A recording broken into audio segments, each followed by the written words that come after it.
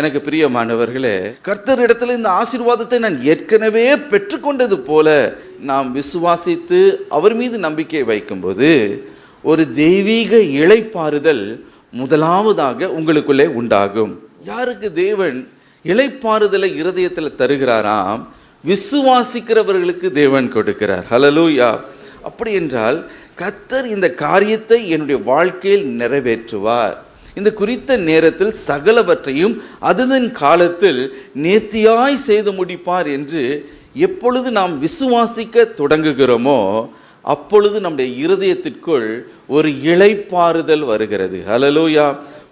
அந்த இளைப்பாறுதல் வரும் பொழுது இனி நாம் எந்த காரியத்தையும் குறித்து நாம் கலங்க போவதில்லை. நாம் காணாமலேயே தேவன் அவ்விதமாய் நாம் அவரை துதிக்க வேண்டும், அவரை மகிமைப்படுத்த வேண்டும், அவரை ஸ்தோத்தரிக்க வேண்டும் என்று அவர் விரும்புகிறார். ஹல்லேலூயா.